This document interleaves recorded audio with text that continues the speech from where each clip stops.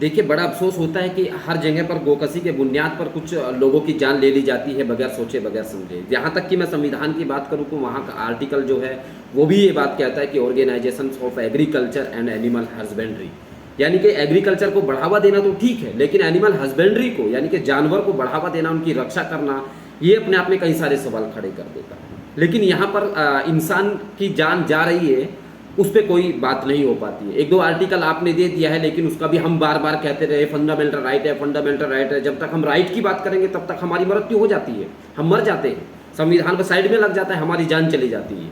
यानी कि ये सब एक मुझे नहीं लगता कि हम सही डायरेक्शन में हमारा देश जा रहा है या संविधान का सही से पालन हो रहा है।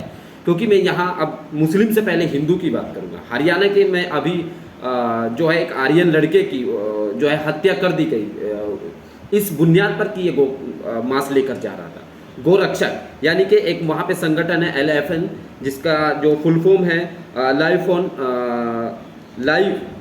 लाइफ और नेशन, ये उसकी फुल फॉर्म है।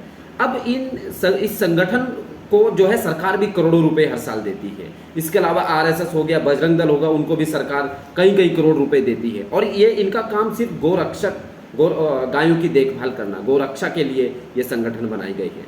लेकिन इंसान को इस बुनियाद पर इंसान की जान ले लेना कि ये गोमांस लेके जा रहा था या ये गोकशी कर रहा था, इस बुनियाद पर जान ले लेना, ये कहाँ का कानून है? और अगर ये संगठन बनाए हैं तो क्या इन संगठन के लिए कोई स्पेशल ऐसा कानून नहीं है कि जहाँ पर ये कोई गलत काम करेगा उनको सजा दी जाएगी? अगर ये रजिस्टर्ड संगठन हुआ है, ये रजिस्टर्ड है, तो रजिस्टर्ड होने से पहले कई सारे सवाल खड़े कर देने चाहिए थे सरकार ने। लेकिन नहीं, ऐसा नहीं हो पाया है, क्योंकि यहाँ पर धार्मिक जो राजनीति होती है ये उसी के लिए बनाया गया है कि कहीं मुस्लिम फंसेगा तो उसको मार देंगे। लेकिन आर्यन की हत्या जो है वो बड़ी अफसोसनाक घटना है। और वो बिल्कुल नौजवान जो अभी 12th क्लास में पढ़ रहा था, उसके पापा का कहना है कि जब इसकी जांच बैठी और पता चला कि गोरक्षकों ने ये मारा है, तो जो ही एक्यूज्ड है, जिसमें मुलजिम है, वो हमारे पास आते हैं और ये कहते हैं कि हमसे गलती हो गई।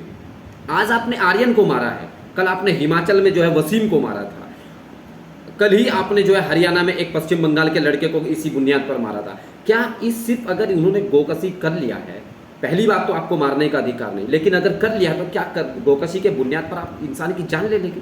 ये जीवन एक बार मिला है, बार बार नहीं मिलता है। और आपने मारने का अधिकार किसने दिया है? ये भी सवाल खड़े हो जाते हैं। इसके अलावा कई सारे सवाल खड़े हो जाते हैं।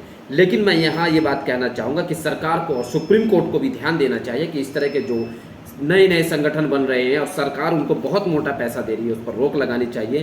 क्योंकि जो LFN नाम का जो संगठन है, लाइफ और नेशन का जो है, इसका जो बजट हरियाणा सरकार ने दिया था 2022 और 23 का 4.5 करोड़ रुपए। अब सोच करिए, तो इंसान की जान लेकर भी अगर उनको पैसा मिला तो वो कहाँ से रुक जाएगी? यानी सरकार पूरा सपोर्ट कर रही है। दूसरा इनका बजट आता है 2024 और 25 का इनका बजट आता है 456 करोड़ रुपए, और जिसमें इन्होंने 32.16 करोड़ रुपए प्राप्त कर लिए। और तीसरी बात ये आती है कि 588 गौशालाएं हैं और जिनमें 32.5 लाख गायें का पालन होता है। आप उन गांवों का फिक्र करिए। लेकिन अगर कोई बाहर बैग लेके जा रहा है इंसान, वो हिंदू भी हो सकता है, मुस्लिम भी हो सकता है, तो आप उसको इस बुनियाद पर बगैर जांच किए, बगैर कुछ किए, आप उसकी जान कैसे ले लेंगे? क्या आपके संगठन में ये बात नहीं होगी कि अगर आपको गोकशी का शक है तो उसका थैला चेक करेंगे, किसी आला अधिकारी को बुलाएंगे, उसको दिखाएंगे, नहीं हो पाता है तो आप पुलिस को देंगे। लेकिन आप पुलिस को ना दे करके खुद ही आप जज बन जाते हैं, खुद ही कोर्ट बन जाते हैं और खुद ही उसका मर्डर करके इंसाफ कर देते हैं। आर्यन के अलावा भी बहुत सारे लोगों की आप जैसे लोगों ने जान ले ली है और सुप्रीम कोर्ट को इस पर सख्त डिसीजन लेना चाहिए और सरकार को भी सोचना चाहिए। और अगर ऐसा नहीं होगा, कल वसीम की हत्या हुई थी, आज आप ही का संगठन है, आप ही के व्यक्ति की हत्या हो गई है और कल आप ही के लोग बाहर निकलते गुजरेंगे। और इस हालत में यदि ये देश चलेगा तो आप समझ सकते हैं कि किस डायरेक्शन में जाएगा। मैं फिर कहता हूँ ऐसे संगठन से कि आप गाय के और गोरक्षक के नाम पर जो है लोगों की जान मत लीजिए।